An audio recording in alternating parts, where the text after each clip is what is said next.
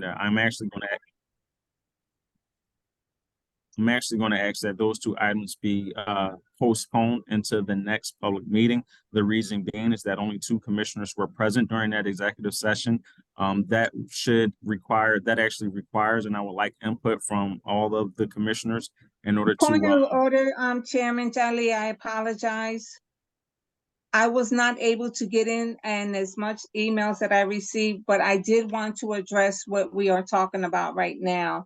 So I'm not going to say this in a public meeting, but I think we should have it sooner before the next meeting. So if that's able to be done, I would rather have that scheduled, please. Thank you. And as I was saying, action items 1 and 2 are going to be postponed to have any kind of vote for the next meeting. We can certainly have an executive session. We will have to have an executive session prior to the next meeting to discuss this at length in order to receive information from Catherine Twigg regarding her recommendations on those two items. So I'm going to move just to postpone action items 1 and 2. Now, at that point, with those items addressed, a brief update from myself. If any members of the community are here with us tonight and was not at our prior meeting, we had a meeting regarding the police-involved shooting that occurred last month. We provided a recommendation to Commissioner Outlaw, and we provided other information and guidance to the police department. We provided information to the community, although it was limited information that was available and that could be disclosed at the time. Just want to let the community aware of the fact that we continue to monitor this, and to the extent that any information becomes available that we can share publicly, we will certainly do that. We'll call a meeting at any time once information becomes available. I just wanted to let the community aware of that as we continue to monitor this information. Next, Anthony, Interim Executive Director, Anthony Arachi, I will ask you to provide your Executive Director report. Thank you.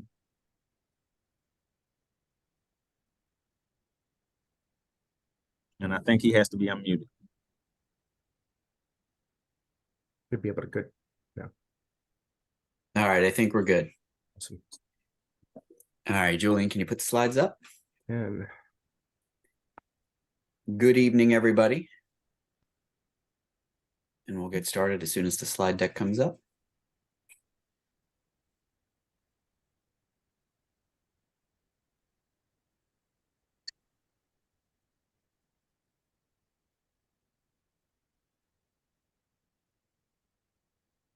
All righty, we can go to the next slide.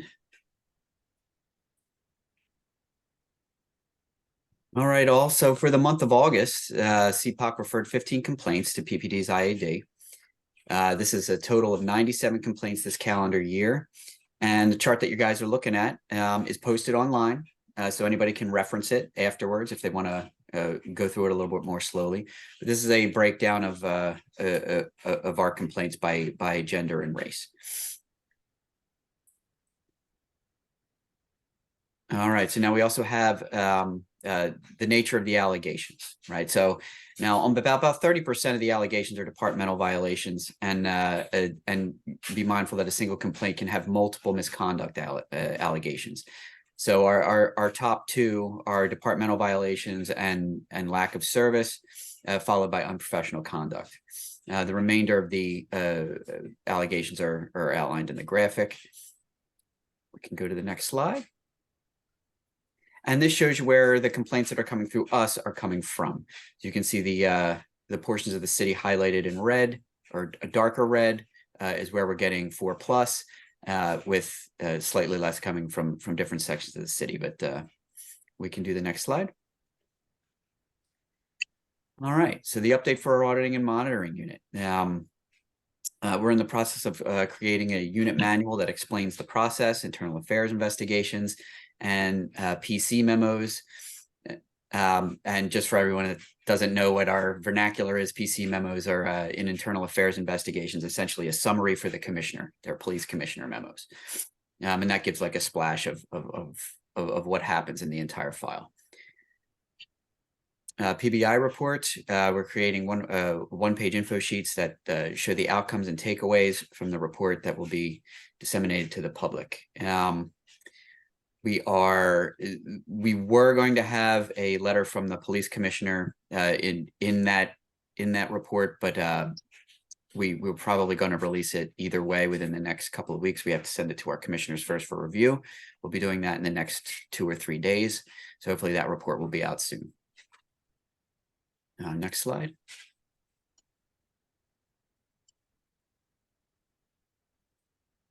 All right, so we have we've completed an active monitoring proposal. We're going to send a full draft to the commissioners probably tomorrow. And this will be our monitoring function. So we'll also publish what this tool is once it's approved and sent over to the police department. We'll publish all of this so that everyone can see what and how we're going to be monitoring internal affairs investigation. So the auditing and monitoring team has also been assisting the director of investigations with monitoring the investigation of the officer involved shooting in Kensington, the fatal shooting of Eddie Irizarry. Next slide, please.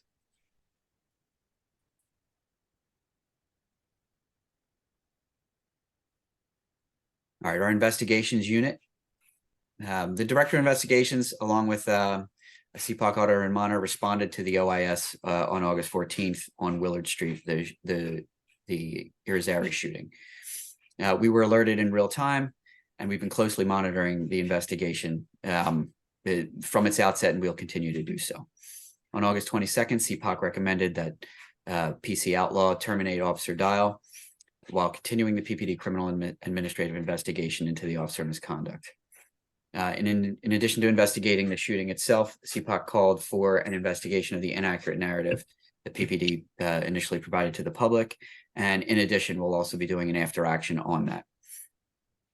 Due to the open criminal and administrative investigations, providing further information or more detailed information is impossible, as we do not want to disturb or interrupt those processes in any way.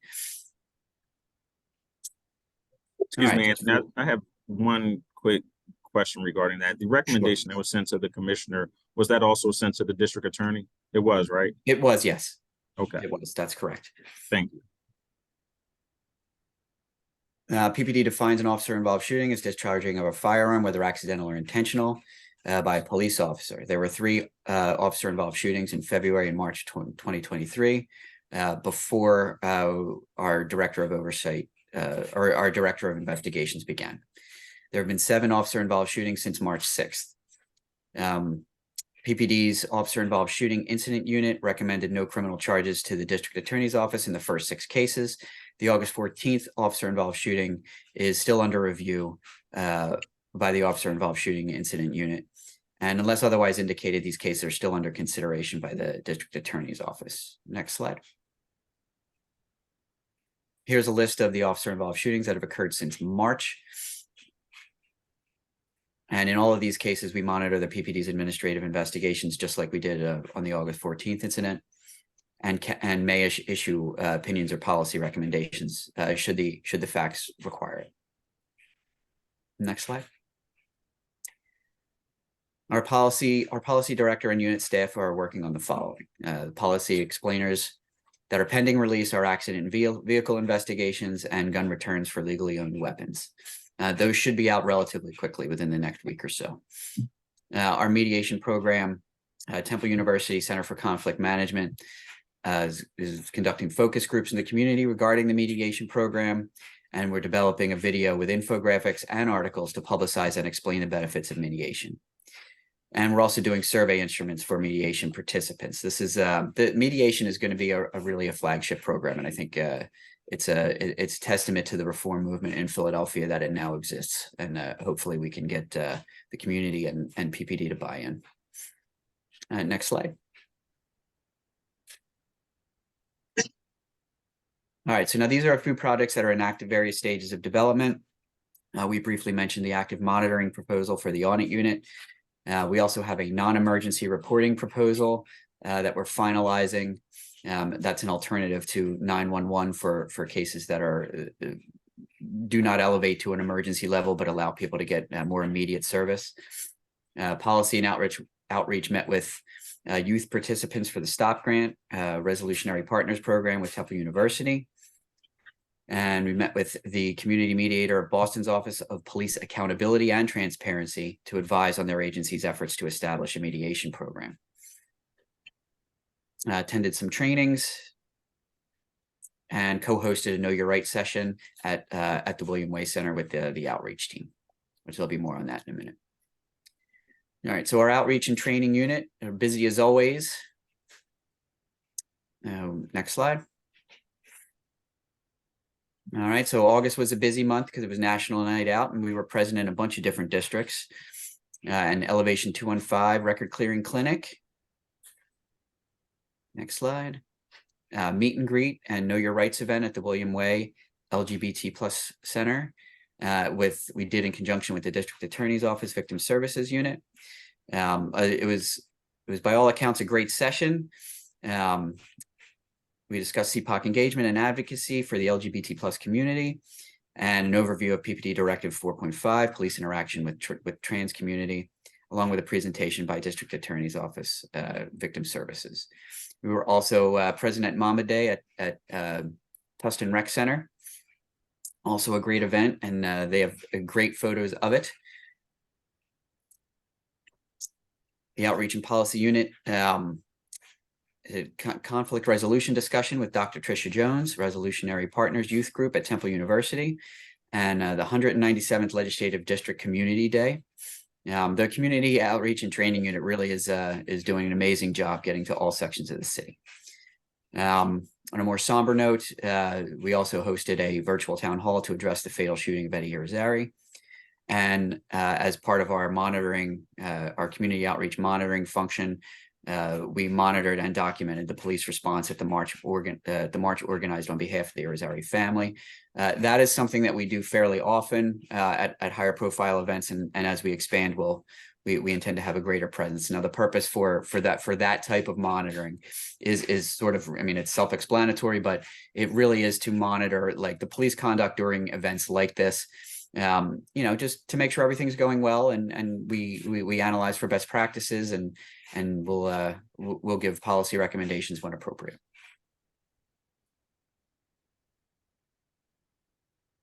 All right, we were also present for the police recruit training class number 399. This is important because we are now involved in the training academy, giving essentially a presentation on oversight in Philadelphia. What it's looked like in the past, what it's like now, what it should look like in the future, answering questions and dispelling myths.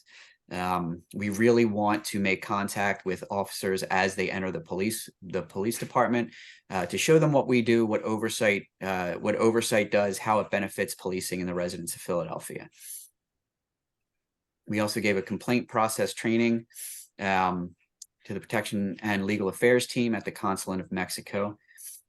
And basically, this is to create more community partnerships with people that might need our services, but might not know that we exist.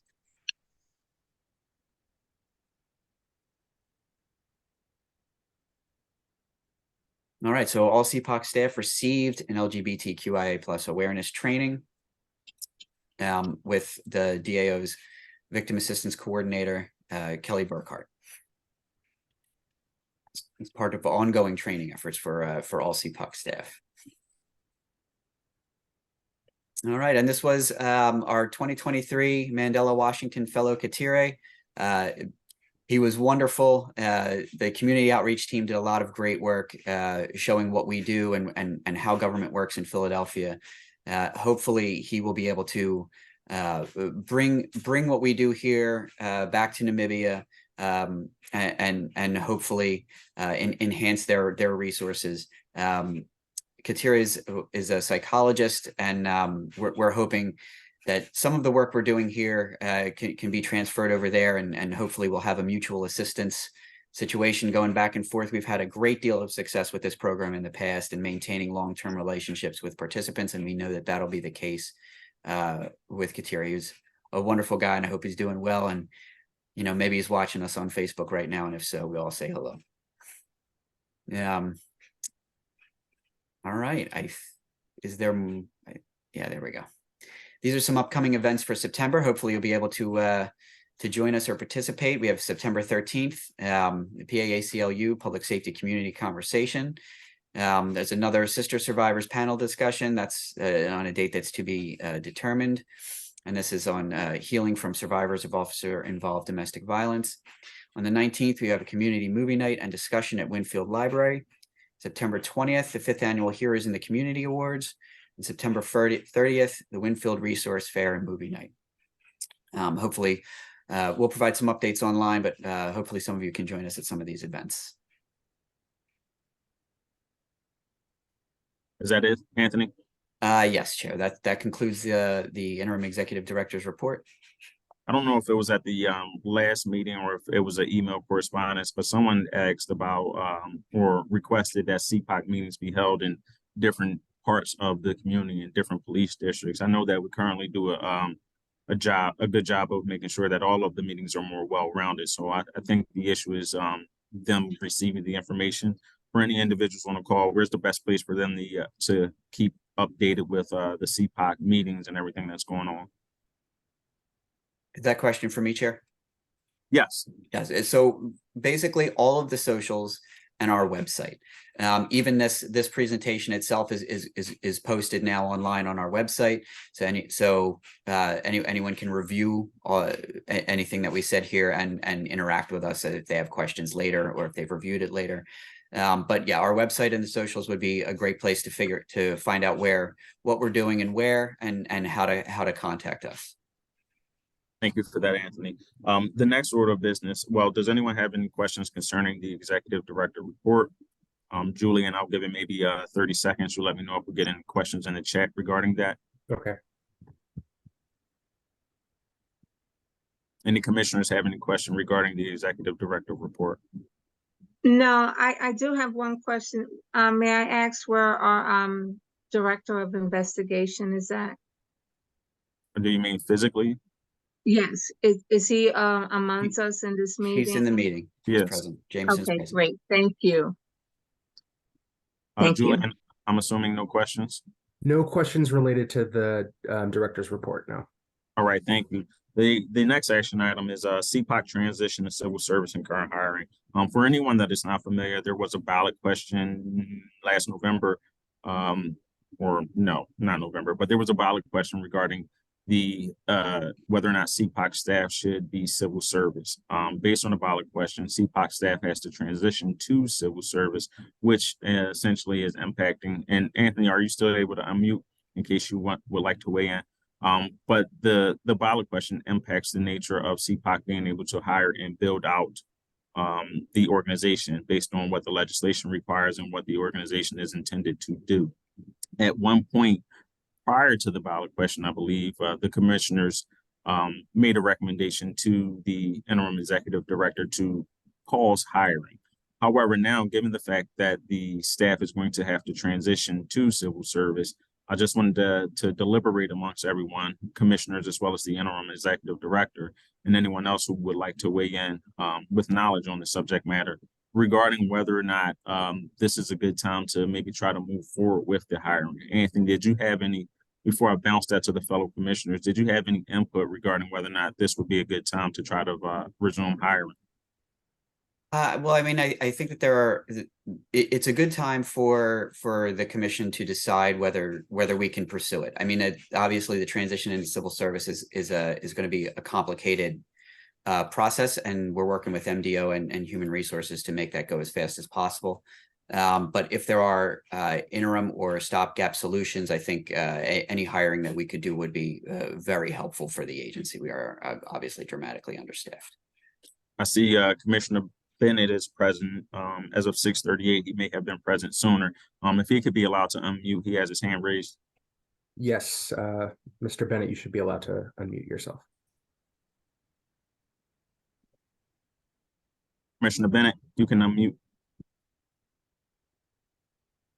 Well, while we wait for Commissioner Bennett to unmute, if there are any other commissioners who have any questions or all right, like it's allowing me to unmute now. I got Elder, just so you know, I have elders on the phone as well. Okay. Did you have any questions regarding the hiring aspect? I do, but I'm gonna let Go ahead. Commissioner Bennett. Go ahead, you can go. Thank you, Commissioner Bennett. I apologize for the order. Chairman Hatchett, personally, I feel that to emphasize that we need more investigators. I don't think we need public relations people, but we definitely need more investigators and analysts. So that is something that I would like to share with the community, with the staff, and with other commissioners, that we definitely need investigators and analysts. So. Is there, do you have any thoughts concerning why there's a need for more as opposed to others? Well, because of what happened with the young man Irizarry, I feel that our director of investigation needs a lot of help and support, and as much support that he can get in regards to investigation, in regards to any more incidents that happen, he needs a lot more help. This is my personal outlook on this.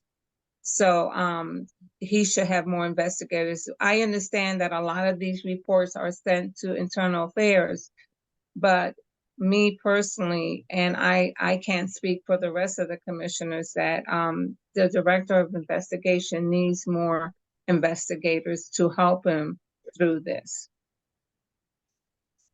Okay. Commissioner Okay. Bennett, did you have any comments? Your hand is still up. I can't figure out how to lower my hand. Okay. Any other commissioners want to weigh in? While we wait for any other commissioners to weigh in, Anthony, I'll just circle back to you. I mean, my understanding is that there's a, I guess, a phased build out, I'll call it, where you, knowing the needs of the organization very intimately, have decided who best to hire first, in, let's say, the first phase, second phase, and so forth. Yes, sir. What kind of considerations or factors did you give thought to when deciding that? And then also, if given the opportunity to hire right away, if you can just kind of, I know this is a hypothetical, where would your emphasis lie?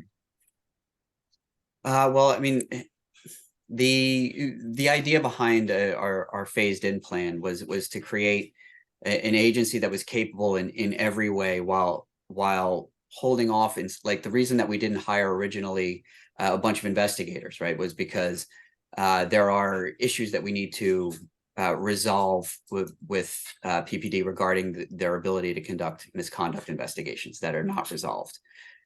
So we were trying to provide as much support as humanly possible. That's why we were heavy on policy, heavy on auditing and monitoring, and community outreach, because we wanted to provide a stable foundation of police oversight as we expanded. Now, the second phase was supposed to be heavier on investigators, and that would be sort of the next phase. Like, we had an initial phase that we were exploring, and then it would be in short order would be the next phase. The investigative division, the idea there was to build out after action ability and incident, more NTSB style investigations, which are like when you have a plane crash where they break it apart, they're not trying to find fault, they're trying to find a way forward, like to prevent incidents like that from occurring in the future. So now basically the theory behind that was that we were trying to create a functional unit that, once we had resolved any issues that were outstanding regarding the conduct of misconduct investigations, they would be ready to hit the ground running. They would be a capable group.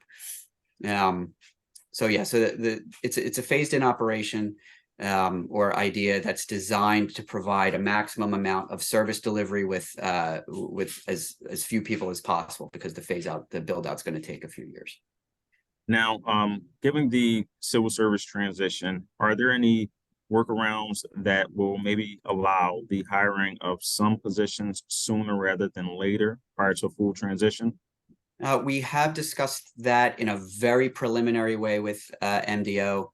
And we've also discussed the possibility of project contractors to help do some initial stand-up of units. So once as the commissioners decide how to best proceed, we can try to figure out with MDO and Human Resources how to proceed the fastest and most effectively. Okay. I mean, like, if that becomes a reality, would you be ready? You'd be prepared to move forward with that? Oh yes, if it was possible, yeah, we have numerous job descriptions already written. I mean, if I could wave a magic wand and we were able to post tomorrow, we could post. Okay. Now, the last thing, Jess, I want to touch on regarding hiring, that's one aspect with the positions that aren't there. Is the organization on pace to transition the current employees who need to be transitioned to civil service? And is there We're- anything that you would need from the commissioners in order to help facilitate that?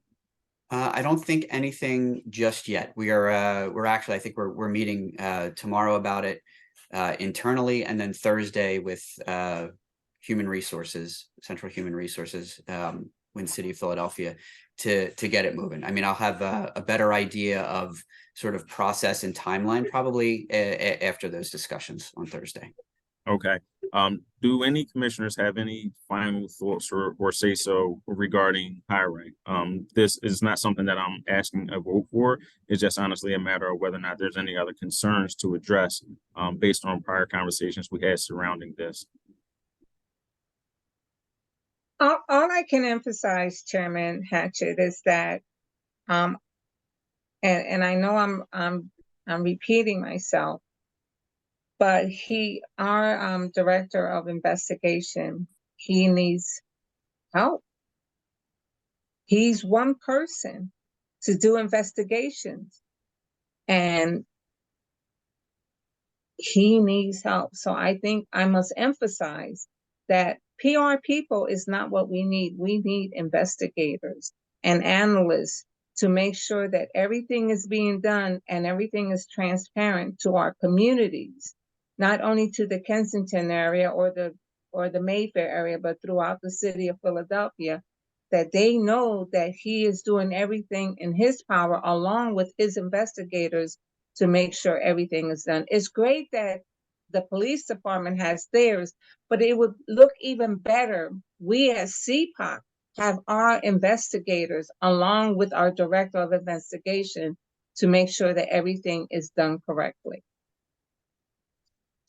Okay. Any other Okay. comments from anyone else? All right. Thank you, commissioners. With that, again, Anthony, this isn't something that I'm going to ask for a vote for. The legislation does not give the day-to-day hiring authority to the commissioners. With that, I don't see that there's any concerns that have been raised to prevent or impede or stop the hiring to the extent that it's possible, as well as the civil service transition. Are you good with that? Understood, Chair. Thank you. Thank you.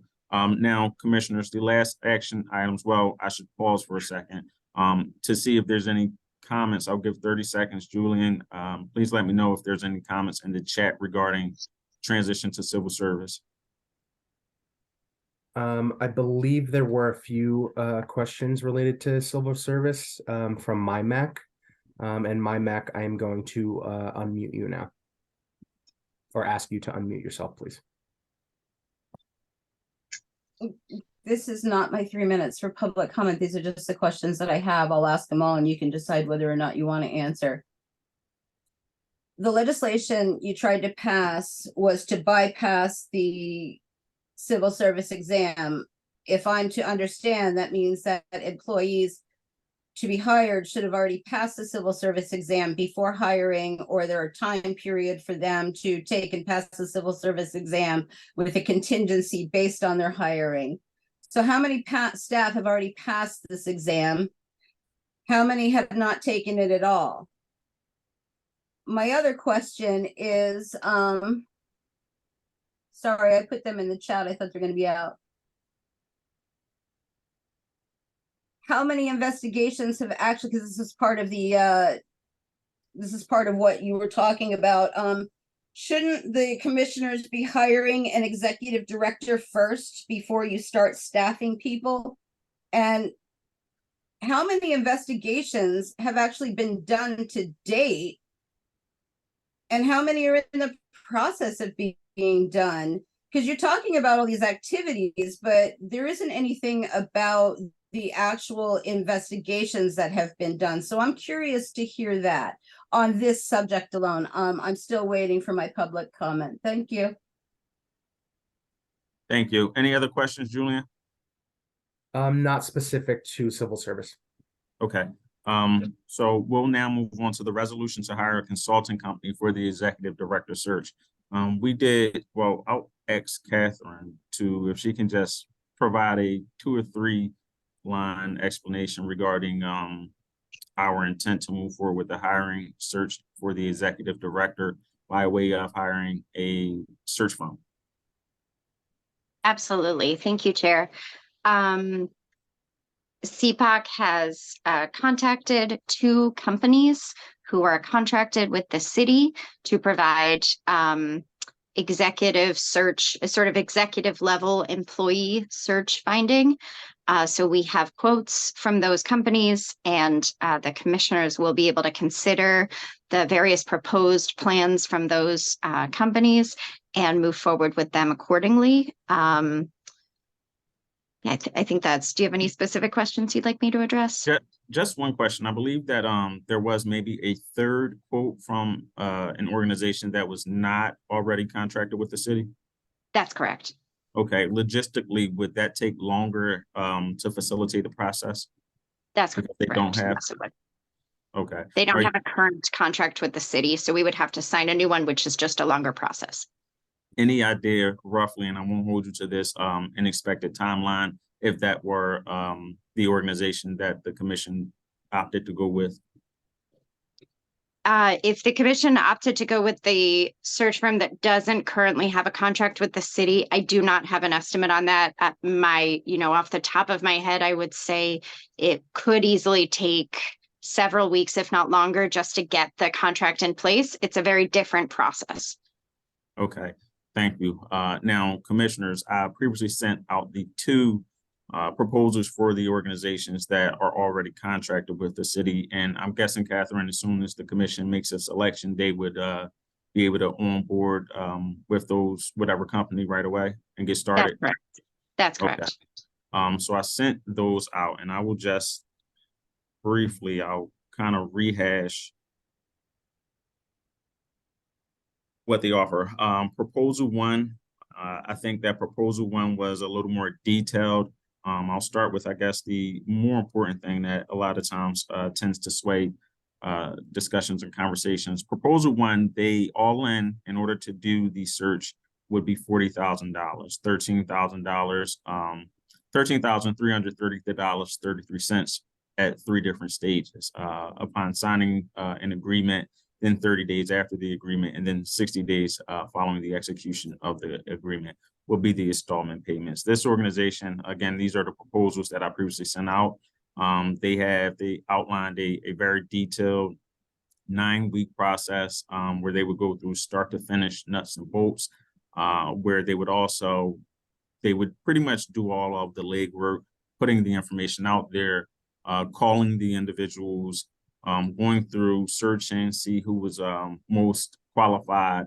They would go through, my understanding is they would go through and they would actually interview those individuals and provide however many the commission selected, but maybe 3 to 5 finalists to be interviewed then by the commissioners. My reading of their proposal is that they do basically the bulk of the legwork and wouldn't require much from the commission. They have I'll call it a 7-step process, it looks like they've outlined in their retained executive search model. That's one. As part of that, they also highlighted their prior experience with the city of Philadelphia and noted that they fulfilled roles for general counsel, deputy finance director, chief operating officer, chief diversity officer, and deputy commissioner. And that was just the years of 2021 through 2023. The second proposal, it's a little bit cheaper, $35,400. They broke their installments up into 4 different installments to be compensated at $8,850. And they put it as milestones, milestone 1, 2, 3, 4. My reading of this plan, though, is that it differs pretty much in the fact that they do a lot of the work in terms of soliciting individuals, putting together proposals. But my reading of proposal 2 is that the commissioners would then have to be heavily involved with doing all of the interviews for any interested applicants, as opposed to just 3 to 5 finalists that the commissioners will want to interview. That would mean that those who were on the commission previously, Hassan, Commissioner Bennett, you can relate to it, that then requires a lot of time, effort, and energy from the commissioners to come together with schedules and getting all individuals together for multiple dates, as opposed to just a select few dates. Those are just proposals those are the organizations that already have contracts with the cities that I imagine would take less time to move forward if we were to select one of them. Is anyone interested in hearing an overview of the third proposal, which would take more time? I want to hear the third proposal. Okay. Yes, fair. And Elder would like to hear the third proposal as well. She Okay. said it's only fair. That is fine. The third proposal is very detailed. However, I don't think I think it's very similar to proposal number 1, and the payment amount is the same price point, $40,000. It looks like a lot of the information, there's a lot of overlap, there's a lot of similarities. There's nothing really that looking at this could differentiate or distinguish in terms of being better or worse or something that just sets it apart. Catherine, was there anything that you were able to identify that maybe stood out from this third proposal? Thanks for asking that. I think the main differences are ones that you've highlighted already. While all of these companies have excellent expertise, the first 2 that you described are already contracted with the city, which is a significant advantage in allowing the commission to move forward with this executive director search most expediently, most quickly. These companies have already been vetted. They've already competed in city contracting process, and they've been selected. The third company does have experience hiring at the executive director level in the nonprofit and government sectors, but not in Philadelphia. And so there's certainly an advantage to having a company that is local and that has a lot of experience working with the city to try to fill those positions. Thank you. The only other thing I'll add, 2 things, one of which is the third company, it appears that they primarily or mostly deal with or are focused on legal positions. The company is ran by one of the individuals as an attorney, then, take it for whatever it's worth. But I think that it's my reading of their proposal is they're geared more towards legal positions, not to say that they couldn't do this. They break their search up into what they call a 4-phase search. They have phase 1, where it looks like they just meet with stakeholders. Phase 2, where they work with research individuals.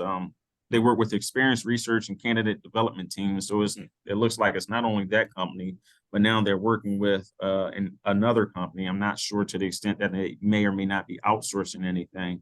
And that second search includes coming up with individuals to put forth for an interview. Phase 3, this phase will consist of presenting a detailed final report to the commission on the most qualified candidates, aka a short list of individuals. Phase 4 consists of actual selection of and an offer to a candidate of choice.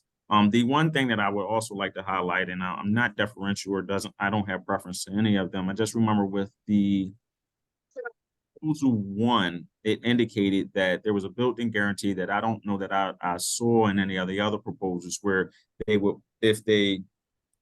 place someone, and if that individual does not stay in the position within 90 days or for 90 days, they would then do that search all over again. That's not to say that the commission, if it didn't have a runner-up that they want to select, it could do that, but that proposal 1 specified that they would do a search all over again at no additional cost. Those are the 3 proposals, and it includes 2 proposals for individuals that are already contracted, and a 3rd proposal for an organization that is not contracted. I would like to vote on this so that we can move forward with our search.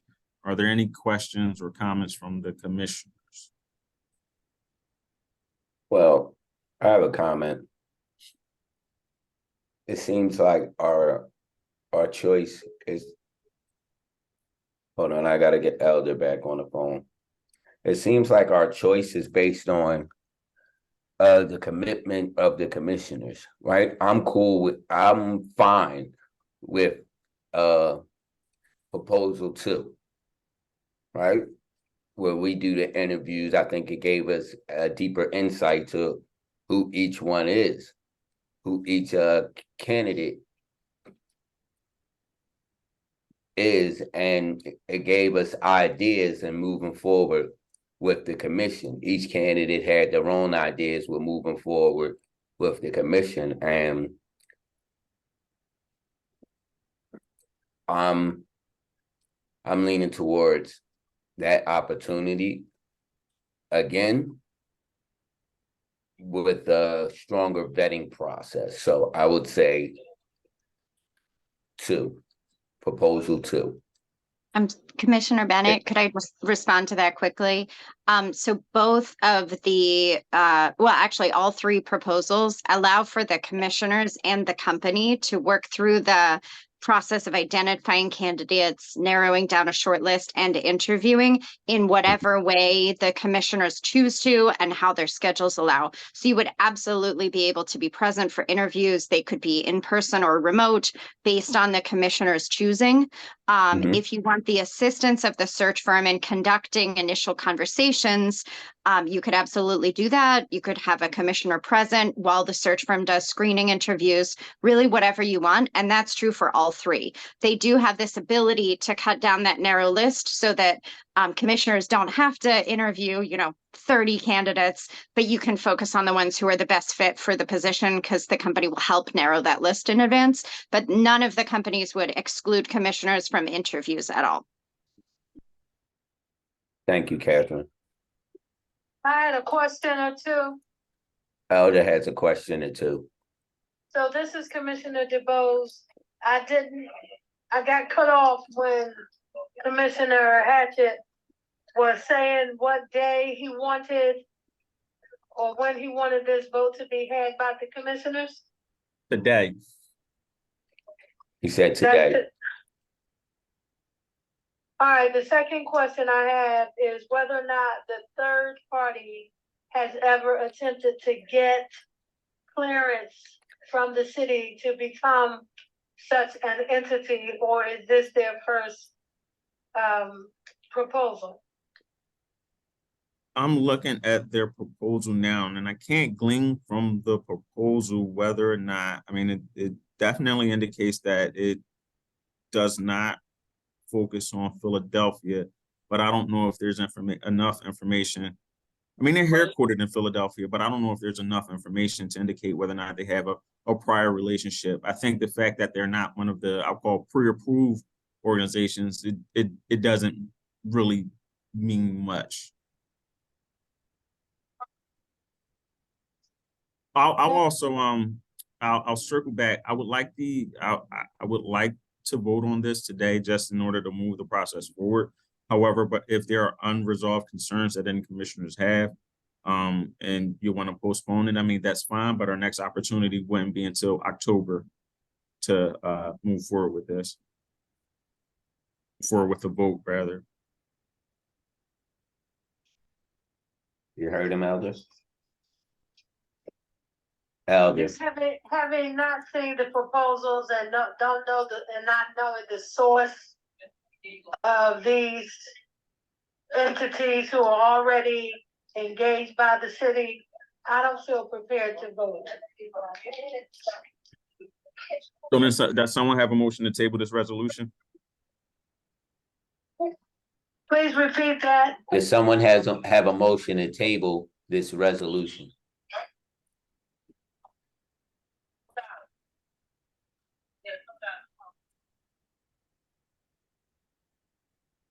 I'm not hearing anything. Then, Elder, are you motioning to table this resolution? I'm a little conflicted about the process because I feel like I missed something And I don't want to unnecessarily delay the process, but at the same time, I'm not prepared to vote. So Chair, I do have a question really quick. Please. Inside the original email, proposal 1 and 2 was included in that, not proposal 3, right? Correct. I'm assuming because they were in contract, I guess it wasn't, I wouldn't say of relevance, but when it comes to just being efficient and making sure that we get this done in a timely fashion, that's why we only included 1 and 2, because the process would take a little bit longer to get option 3 available. Well, yes, that's why they weren't originally sent. That's why the two proposals were sent initially. However, I did make sure that we included conversations or discussions regarding all of those. I mean, we can recirculate them. Was someone speaking? I can circulate all of them. I do also know that we did circulate redacted versions, and I'm willing to circulate to the commissioners unredacted versions. However, what we have right now is we have a pending resolution to select a search organization. We either have to move forward with a motion to approve an organization, or we had to move forward with a motion to postpone. Well, considering the proposals that we do have, even with conversation of option 3, I think proposal 1 is very detailed over the next 9 weeks, and the guarantee makes me feel a little bit more confident in choosing them. So I do motion to approve one of these firms. All in favor? Well, take that back for a I second. second that. Does anyone second? Hassan seconds. If we can just go by each commissioner, Hakeem, are you in favor of moving forward with selecting someone based on the motion tonight? Yes. Okay. Who would you select? Proposal 1. Okay, Commissioner Bennett, are you in favor of moving forward with someone tonight? Yes. Who would you select? Proposal number 2.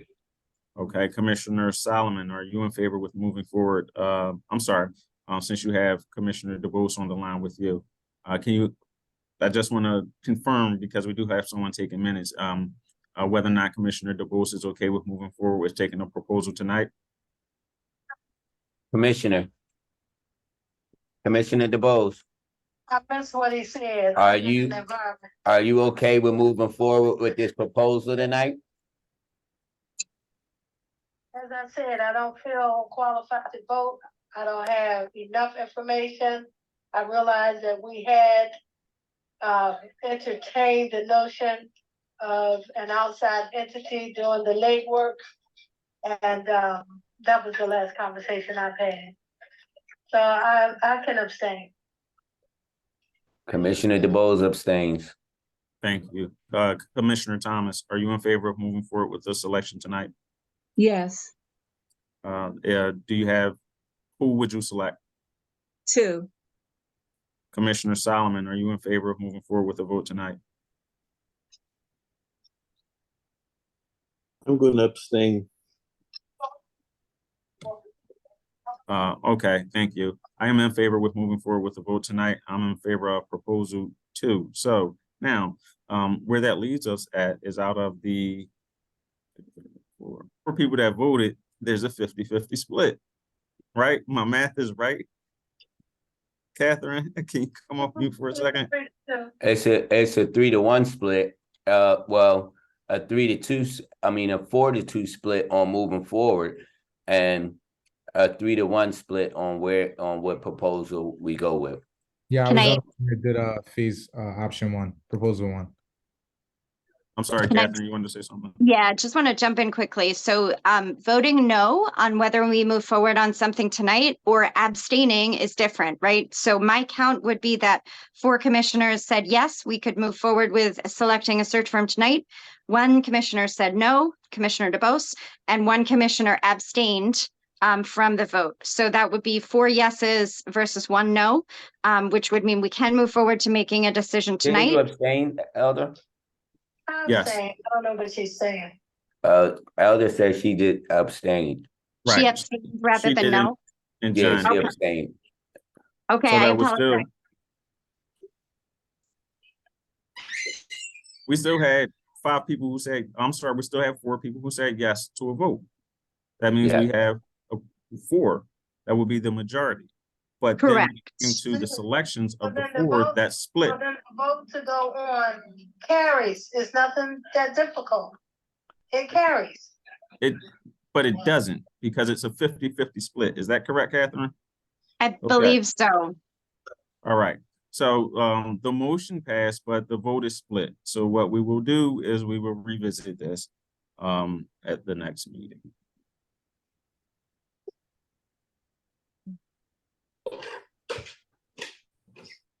John, you're off mute. Is there something you wanted to add? No. Okay. That concludes that resolution. Community comment at this point. I'm just going to reiterate really quickly. You have 3 minutes to address the commissioners. We will not address any issues that are not on the agenda or naturally flow from items that are on the agenda. Any documents or communications that you might supplement your comment with should be submitted to CPOC. The commissioners may choose not to comment, question, or respond in any way to your public comment. Julian, are there any comments in the chat? Yes, there are two. The first, I believe my Mac sent us an email saying that they would like to speak. So my Mac, I will unmute you now. No, please don't. My Mac has already had okay. an opportunity to speak. Other commissioners feel free to weigh in. I calculated that my Mac had already exhausted her time. Are there any other, we can come back to my Mac, but are there any other commissioners? I'm sorry, any other community comments? There was a question from Andy Kang. Andy, I'm going to ask that you unmute yourself now, please.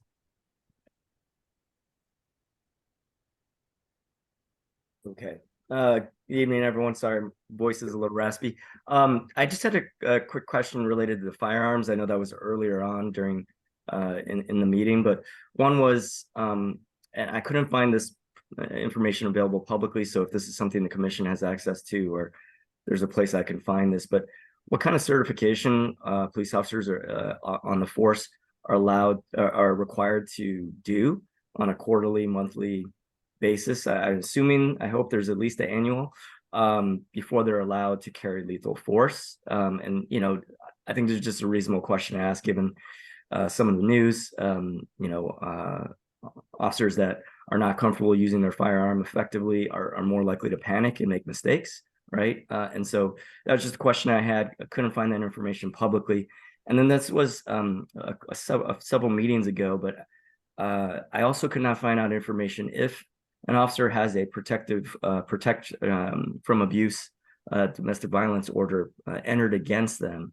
Are they automatically required to turn in all personal firearms to the sheriff just like any other citizen?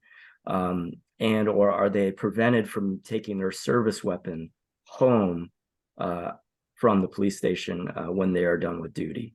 I'm just curious if I couldn't find that any policies were related to that, and I was just hopefully that's something at some point the commission can visit and discuss. But I understand that not obligated to do that right now. So thank you for. Okay. May I speak on that?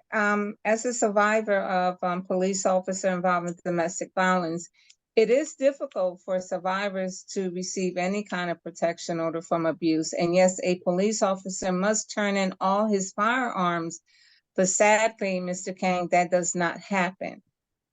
So there has been in the past, and it might be in the future, that many officers who are have protection orders against them will not turn in all their firearms. So I'm hoping and I'm praying and crossing my fingers that that will change. Thank you. Julian, next question. I believe that's all of the questions. My Mac has asked that she be allowed to speak again. All right, we will allow my Mac to speak, and I am going to give her 2 minutes. Okay. My Mac, I'm going to ask that you unmute yourself, please. Can you hear me? Yes. Yes. Yes. Thank you so much. I have emailed you on many issues that I'm not even going to bring up right now, but I am going to bring up a few things. One is that you are supposed to allow us the information from the police board and from the investigations, and it's supposed to be available to the public in your own legislation, and I don't understand why we can't find anything available to us. 21-1209, 5, appropriately redacted audio recording or transcript for all complaints prosecuted by the commission before the PBI shall be retained by the commission and shall be made available upon payment of cost to any person requesting it. I have been requesting for over 6 months, and you have provided nothing. There were 15 complaints without commission discussion sent to internal affairs. Were they investigated before you sent them to IA? I'm not understanding that. You're doing audit monitoring and outreach, but I didn't hear anything about any investigations. Could you please fill us in on the investigations of the multitude of complaints that have been sent to CPOC that CPOC should be investigating, that they have an obligation to investigate? The other question I have is, if there aren't any investigations that have been done, what are staff getting paid for, and are they putting in for overtime? Because CPOC is here for one specific thing. That is to investigate on behalf of the citizens, police misconduct, abuse, and violation of policy. I have seen everything but that, and I don't understand why it's not being done. I don't understand Thank you, why you ma'am. would Please- hire people Please for. finish your thought. That's your time. Please finish I your. don't, okay, then I don't understand how you can have an executive director hire staff when he is in fact not going to be there most likely after a thorough vetting is done. All right, ma'am. So I don't understand how this can all go on. Somebody, Okay. Any other, I can't see all of the hands from the participants. I'll just remind that individual, I believe we previously relayed to her that she can address any questions or concerns to the CPOC staff, including the executive director.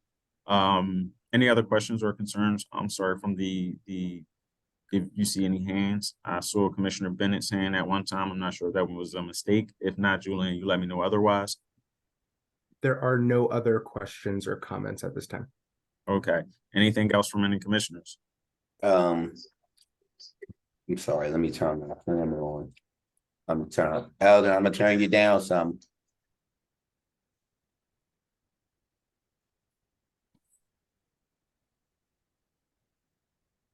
Thank you, Chair. Could someone explain the ramifications surrounding providing information while a case is ongoing or still under investigation to the public, so they understand, they don't get confused, the transparency clause of the legislation? Catherine? Can someone allow Catherine to unmute? Thank you. Yes, so there concurrently is a criminal investigation and an administrative investigation. The criminal investigation is handled by the district attorney's office and can lead to criminal charges. The administrative investigation is currently being handled by PPD and evaluates an officer's conduct in accordance with policies that PPD has set forth and relevant case law. And if misconduct is found, that can lead to job-related consequences for that officer, right? So that could be discipline, that could be up to and including termination. And so I'll just speak in general here. When an incident happens and is under investigation, there are a number of different very serious legal provisions that affect the ability of agencies conducting those investigations, both agencies like ours, which is a criminal justice agency, but is not a law enforcement agency, and then other agencies like the police department and the district attorney's office. There are many legal provisions that make the information that is uncovered during those investigations confidential up and until the proceeding is completed, and that may lead to a criminal trial, or it may lead to a labor law proceeding within the police department. Up until those proceedings are complete, or parts of those proceedings are made public by the agencies that have the power to do so. So generally that's the police department or the district attorney's office. No agency can make any information pertaining to the investigation public. So that means that CPOC cannot provide very specific, detailed responses about the current investigation into the Irizarry shooting on August 14th, for example. Does that answer your question, Commissioner Bennett? Yes, and when we speak of the proceedings being completed, are we speaking of the like the end of the PBI hearings and the end of the criminal trials, like when the verdict is rendered? Okay, I just want clarity. No, sorry. My nodding was just to agree with your question. That's actually a really complicated legal question. And you and I can look into specifics of this for you. The criminal process could go through a number of different mechanisms. And Like appeals and so forth and so on, right? Not even that. Prior to that, Okay. no criminal charges have been announced. So up until that, the district attorney is the sole discretion. If and when criminal charges were announced, there would be a judge, and then the judge would be able to make decisions about what evidence can be seen or talked about and who would do that. And on the other side, actually, there's a recent court ruling that says PBI hearings are not necessarily a final determination because they can be grieved through the arbitration process. So an officer has essentially an appeal right, very much like the criminal context. And they've just said that the PBI hearing outcome is not necessarily a final determination. So when something's final is a really complicated question and specific to the individual investigation. And this is why although we have the information, although we have observed the evidence as a unit, we cannot be transparent as soon as we would like, because we don't want to taint the process. Am I correct? Yes, it's very important to protect the correct agency. So here, PPD's internal investigation and the district attorney's investigation and determination of any criminal charges. It's very important to protect those processes by not speaking about anything that CPOC is privy to in detail. But this is why we've made public statements like, we are overseeing the investigation on the PPD side, on the administrative side, right? Because that's what civilian oversight does. We oversee police misconduct investigations, and we make criminal referrals if and when necessary. But that's the role that we play. We can receive information, but we can't speak about it unless and until something's finalized. And how long have you been on CPOC? I'm just saying, asking for publicly. Just so they can receive clarity. I'm new, so I started in June of this year, June of 2023. And since you've been on CPOC, when it has come to investigations and requests by commissioners, they have been upheld, right? They've been heard.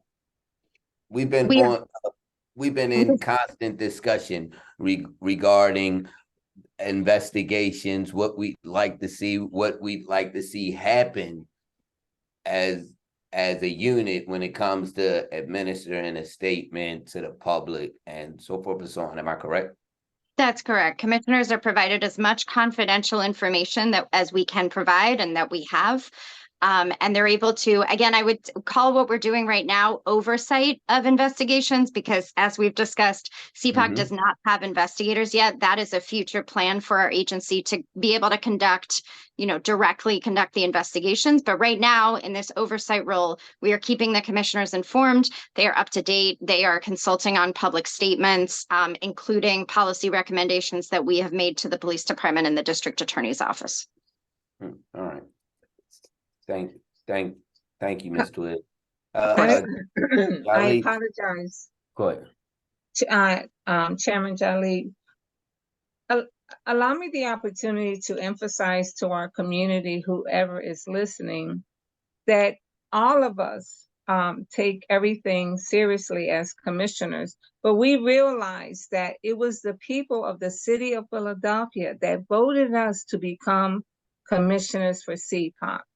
So we are doing everything together, jointly, as a team, to make sure that transparency, accountability goes to the citizens of the city of Philadelphia.